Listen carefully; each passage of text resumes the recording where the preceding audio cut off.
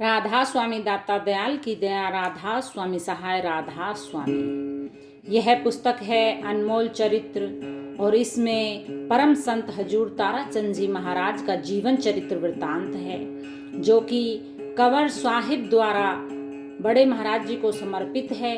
और इस पुस्तक में परम संत हजूर ताराचंद जी महाराज की स्वयं की वाणी है। अभी तक हमने इस पुस्तक के 103 पेज आप लोगों तक पहुंचा दिए हैं। जिसने नहीं देखे हैं वो देख सकते हैं। वीडियोस हमने डाल रखी हैं, पेज नंबर भी डाल रखे हैं। हर एक घटना से पहले हेडलाइंस दे रखी हैं। जैसे इसमें है हजूर द्वारा अरमान साहब के प्रथम दर्शन। इसमें अरमान साहब ने अपने शब्दों में भी बताया है और उसके बाद स्वयं ताराचंद जी महाराज अपने शब्दों में बता रहे हैं। और आज हम पढ़ने जा रहे हैं पेज नंबर 104। जिस प्रकार हम मार्केट में कोई मटका वगैरह खरीदने जाते हैं तो उसको अच्छे से पीट कर बजा कर देखते हैं, इसी तरह से अरमान साहब ने भी हजूर ताराचंद जी महाराज को नामदान देने से पहले उनकी पूरी जानकारी ले ली थी और उन्होंने सारा यह वृत्तांत अपनी मुख जवानी भी बताया हुआ है। अब स्वयं बड़े महाराज जी इस घटना को बता रहे हैं। इसी विचार से मैं मस्ताना जी के बताए अनुसार अरमान साहब के पास 3-4 बार गया।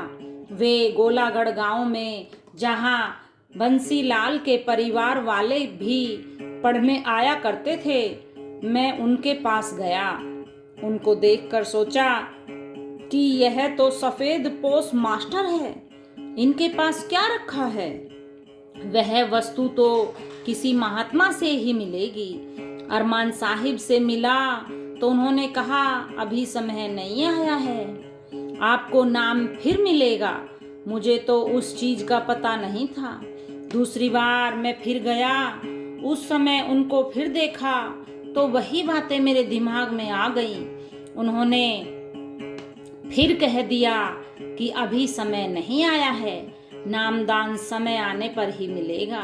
सभी यह सोच लो, जो इस दौलत को तकलीफ से प्राप्त करेगा वही उसकी कद्र करेगा। जिसको आराम से नामदान मिल जाएगा तो वह उसकी कोई कद्र नहीं करेगा। हुजूर महाराज को कई साधुओं ने उनसे नामदान लेने के लिए कहा था, परंतु उन्होंने उनसे नाम लेने से साफ इनकार कर दिया था।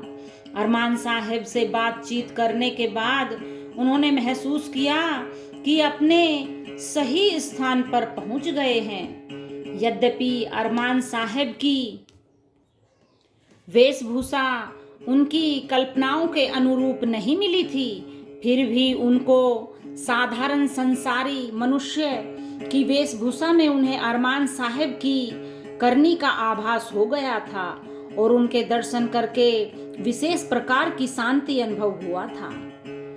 समुद्र में आया तूफान थम सा गया था, परंतु यह तूफान मन की बालू को पूर्णतः तर कर गया था।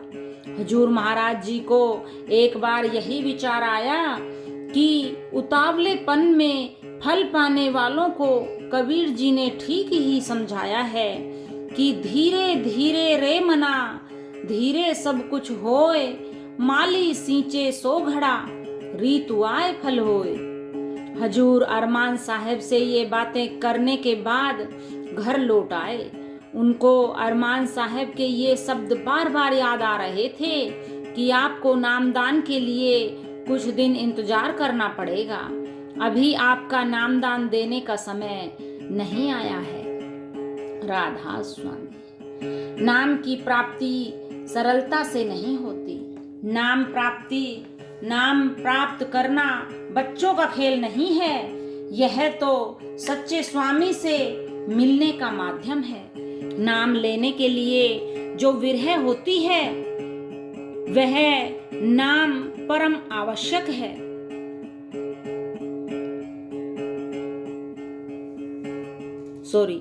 वह नाम की प्राप्ति के बाद भजन सुमरन के उस तार को जोड़े रखने के लिए परम आवश्यक है। सच्चा गुरु नाम लेने वाले की पात्रता की परीक्षा करके ही नाम देता है।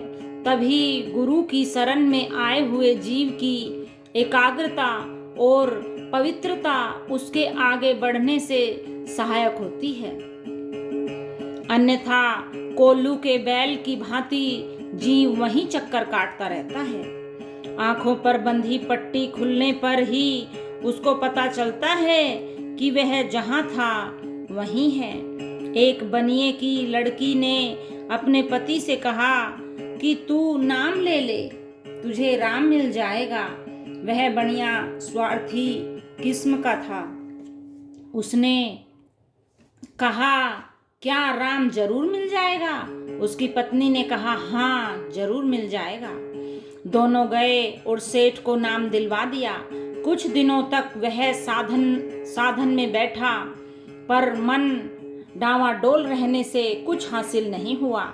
उसने अपनी पत्नी से प्रश्न किया, तू तो कहती थी कि नाम लेने पर राम मिल जाएगा, मुझे तो अभी तक कुछ भी नहीं मिला है। उसकी पत्नी ने कहा, अभी कुछ कमी है। उसने पूछा, कौन सी कमी है? पत्नी ने कहा, मीठा बोले कमती तोले, फिरे मुफ्त का खागू, सिर के साटे हरी मिलेगा, सुन मांगे के बाबू। प्रेमियों, वह मालिक खाला का घर नहीं है। कभी कोई यह कहे, मुझे तो यूं ही मालिक मिल गया। अरमान साहब के पास से खाली लौट आने के बाद मेरे दिल में ये ख्याल आया, इनके पास क्या रखा है, बिना ही गुरु के अपना काम कर ले, राम का या हनुमान को अपना गुरु मान ले। अब अपनी मर्जी से 22 हजारे फेरने शुरू कर दिए, लेकिन दूध के बिना खीर नहीं बनती है। नर के बिना नारी को बच्चा नहीं होता, सूर्य के बिना दिन नहीं निकलता। इसी तरह से बिना सतगुरु के हम अपने घर नहीं पहुंच सकते हैं। इसलिए सतगुरु वह चीज है जो वर्णन से बाहर है। राधा स्वामी। सहज पके सो ही मीठा होए। हजूर ताराचंद अपने मन को भिन्न भिन्न प्रकार से समझाते हुए भी नाम के बारे में सोचने लगते थे कि वह नाम क्या है और इसमें देरी क्यों हो रही है। मुझे नामदान बख्शने का समय क्यों नहीं आया है। हुजूर महाराज जी का ध्यान अरमान साहब के इन शब्दों पर बार बार जाता था।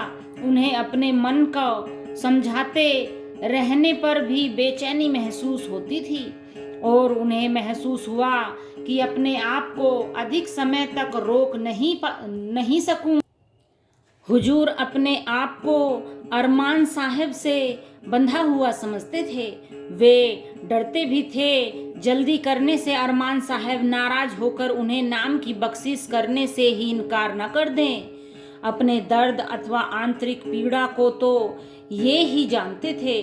जैसे तैसे कुछ समय गुजारा, लेकिन मन में सदैव वह सादा और नूरानी रूप सोते जागते उठते बैठते खाते पीते हजूर की आंखों में छाया रहता था।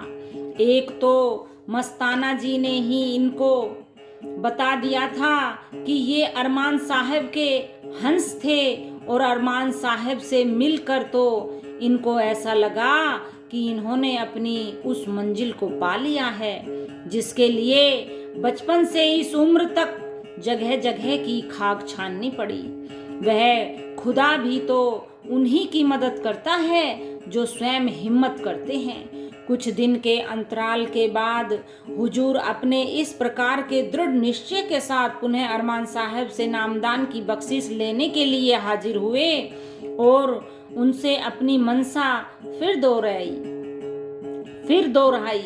अरमान साहब ने इस बार फिर उनको टाल दिया। उन्होंने कहा, क्योंकि आप साधुओं में रहते हो इसलिए आप अभी भी नाम की दीक्षा के योग्य नहीं हुए हो। संत मत में और साधुओं में फर्क होता है। संतों और साधुओं की वेशभूषा में भी अंतर होता है। संतों की वेशभूषा साधारण और उनका स्वभाव शीलमय होता है। फिर संत तो अपनी आजीविका स्वयं ही कमा कर खाते हैं। इसी कारण से मैंने ये बात पहले ही कह दी थी कि मैं आपको कुछ समय बाद में नामदान दूंगा। इसमें कोई भी संदेह नहीं है।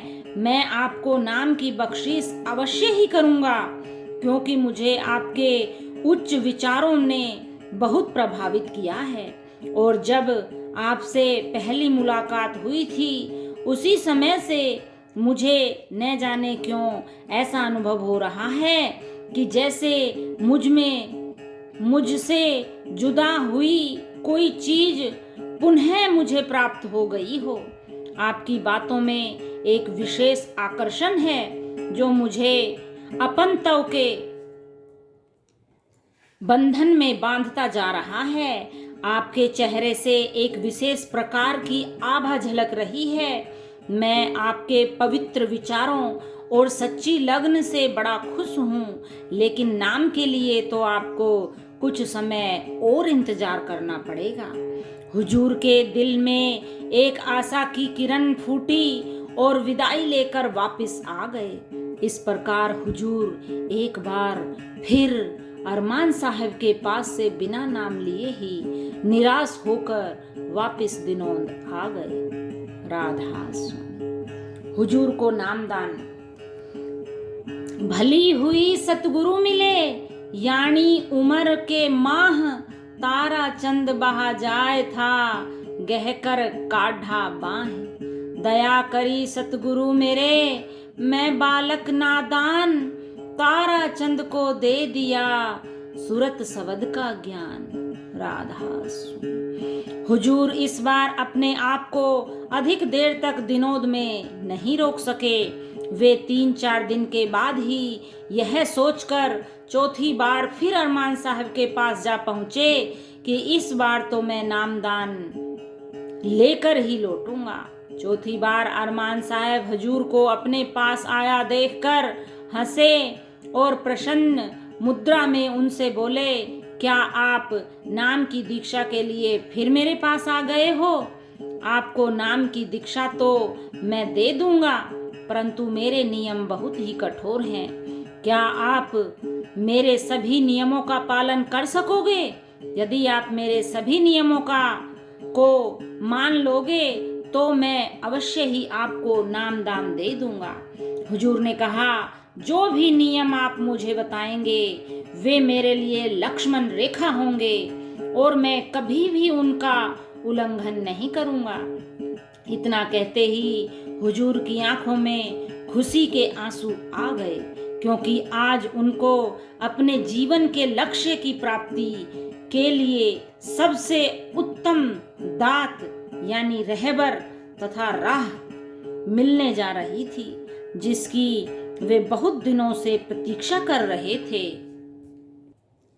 अब अरमान साहब को भी हुजूर के शब्दों पर पूरी तरह से तसल्ली हो गई थी। नामदान के समय हुजूर महाराज अपनी प्रतिज्ञा के अनुसार ब्रह्मचारी का वेश पहने हुए थे, इसलिए अरमान साहब ने ब्रह्मचारी की वेशभूषा के बारे में स्थिति स्पष्ट करते हुए बताया, संतों का वेश तो सफेद होता है, परंतु मैं तुम्हारे इस ब्रह्मचारी की वेशभूषा को अभी नहीं उतरवाऊंगा, क्योंकि तुमने ब्रह्मचारी रहने का प्रण करके यह पीला वेश धारण किया है।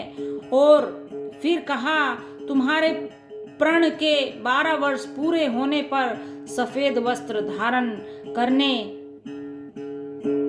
के बारे में स्वयं विचार कर लेना। तुम्हें अपनी वेशभूषा रखने में मेरी तरफ से पूरी स्वतंत्रता है। उन्होंने उस समय अपने पास से श्वेत वस्त्र पहनने को दिए। वे पहनाकर हुजूर महाराज जी को नामदान दिया। मेरे गुरु ने इतना कठोर सुआ लगाया था कि वह आज भी एक सुख महसूस कराता है। महाराज जी ने तो केवल 300 या 400 को ही नाम दिया था। उन्होंने इतना कठोर सुआ लगाया था, वह सुआ आज भी एक सुख महसूस कराता है। एक बार तो डॉक्टर की दवाई से दुख ही होता है। मेरा भी एक दोहा है, कड़वा नाम कुनीन है, डरता है बीमार, तारा चंद जो खाएगा उतरे तुरंत बुखार। कुनीन कड़वा होता है, सो ही मेरे गुरु ने पहली बात तो यह कही कि तू जीवन भर कमा कर खाएगा। महाराज जी ने कहा ये कपड़े पहन ले। मैंने वे कपड़े पहन लिए। मैंने कहा जिंदगी भर कमा कर खाऊंगा, क्योंकि मुझे इस चीज की जरूरत थी। मैं सोचता था कि राधा स्वामी नाम क्या भला है। सभी यह कहते थे कि राधा स्वामी ऐसी ही निराली चीज है।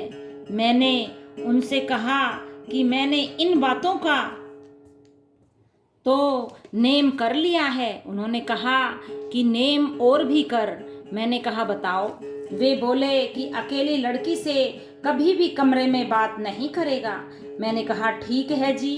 फिर वे बोले कि लड़कियों को हाथ अपने पाँव को नहीं लगवाएगा,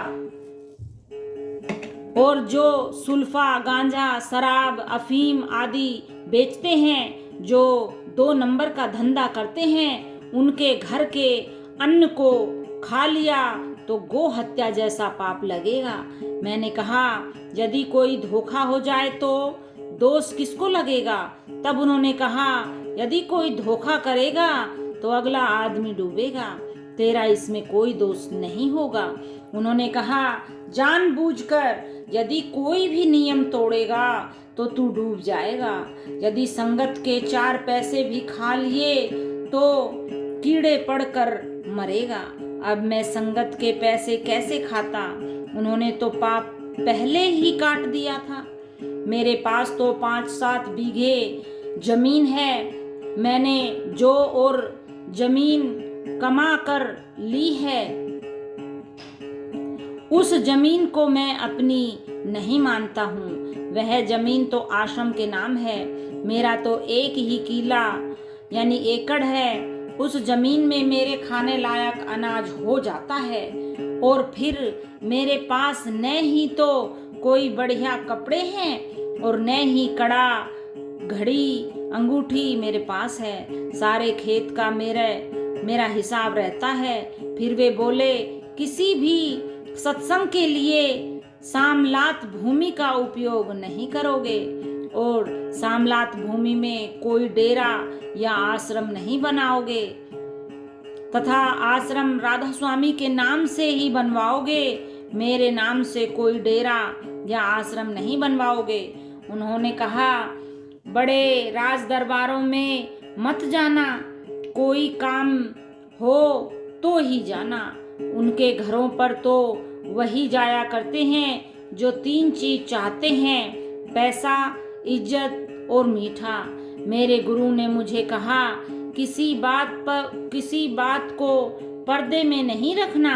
उन्होंने आगे फिर कहा सुनो मेरी बात, 50 वर्ष का हो तब तक अपनी हम उम्र वालों के साथ मत बैठना, बड़े बुजुर्ग आदमियों में बैठना। मैंने कहा ठीक है जी, मैंने नेम कर लिया। उन्होंने आगे कहा तुम बाहर देशों में जाओगे। मैंने कहा मैं तो अनपढ़ हूँ। उन्होंने कहा यह कोई बात नहीं है। कबीर साहेब अनपढ़ थे, दादू, पलटू, रैदास अनपढ़ थे। यह रूहानी विद्या कुछ और है और वह विद्या कुछ और है। उन्होंने फिर कहा सोने चांदी का व्यापार करने वालों के घर भी रोटी नहीं खाओगे। सो संतों की तो परा विद्या होती है, हम संत तो परा विद्या से बंधे हैं। सो मेरे गुरु ने मुझे ऐसा कठोर सुआ लगाया था कि मैं बचा ही दिया। सन 1952 बसंत पंचमी का दिन था। प्रातःकाल में मुझे नाम मिला था। शाम को हम गए तो 2-3 आदमी पास में थे। महाराज जी ने नामदान दिया था। नामदान लिया तभी मुझे तसल्ली हुई कि संत मत भी कोई चीज है, नहीं तो मैं एक लंगोटी धारी साधु था। लंगोटी में घूमता रहता था। जब उनकी दया हुई तो पता लगा कि संत मत तो निराली ही चीज है। संत मत को समझना ही सबसे बड़ी बात है। समझ आ जाती है तो कोई परेशानी नहीं रहती है। संत मत समझा भी तभी जाता है जब हमें कोई काबिल महात्मा मिल जाता है। यूं तो बहुत महात्मा मिल जाते हैं, जैसे भी विचारों का मिलेगा हमारे भी वैसे ही विचार बन जाएंगे। यदि नामदाता पूर्ण और सच्चा है तो उसके विचार जरूर ही हमारे अंदर आ जाएंगे। गुरु शिवरत लाल के शिष्य हैं राम सिंह अरमान, बार बार है वंदना उनसे पाया ज्ञान। तारा चंद को गुरु मिला दीना तिमिर भगाए, तीन ताप की आपने दीन ही तपत भुजाए। भवसागर कहा जाए था 84 मझधार, हाथ पकड़ गुरुदेव ने लीना बाहर निकाल। चित्त की वृत्ति स्थिर हुई धरा सुख मना ध्यान, तारा चंद को गुरु मिले राम सिंह अरमान। दाता गुरु शिवरत लाल हैं सतगुरु राम सिंह महाराज, तारा चंद्र पुत्र तुम्हारा चढ़ा सबद की जाहज। राम सिंह सतगुरु पूरे मिलेंगे, राम सिंह सतगुरु पूरे मिल गए, सुनो लगा कर कान, कहे तारा चंद फर्क नहीं संत कहो या भगवान। राधा स्वामी। इसीलिए जिनको पूर्ण सतगुरु मिल जाते हैं तो उनका काल का कर्जा चुक जाता है। जिनको सतगुरु मिलया उनका लेखा निमड़िया। नामदान की बख्शीश के बाद अपने सतगुरु से विदाई लेकर हुजूर महाराज जी दिनोद आ गए। उन्होंने जूही से दिनोद आते समय रास्ते में ही रोज कम से कम 6 घंटे अभ्यास करने का प्रण कर लिया। उनका अंतःकरण तो जन्म से ही पवित्र था और वे बचपन से ही परमार्थ के कार्यों में लगे हुए थे। वास्तव में वे धूर्धाम से ही संत रूप में स्वयं सत्य पुरुष जीवों को चेताने के लिए अवतरित हुए थे। अतः उन्होंने कबीर साहिब की तरह सभी संसारी कार्यों को औपचारिकताओं के रूप में पूरा किया। अब उनकी अंतर्दृष्टि नाम धुन पर लगी रहती थी। ठीक उसी प्रकार जैसे कच्छप सदैव पानी में रहते हुए भी अपनी दृष्टि से ही दूर बालू में स्थापित अपने अंडों को सेता रहता है, ठीक ही है। कुमुदनी जल में बसे चंदा बसे आकाश, जो जाहू के मन बसे सोता हूँ के पास। राधा स्वामी। आज इतना ही। राधा स्वामी।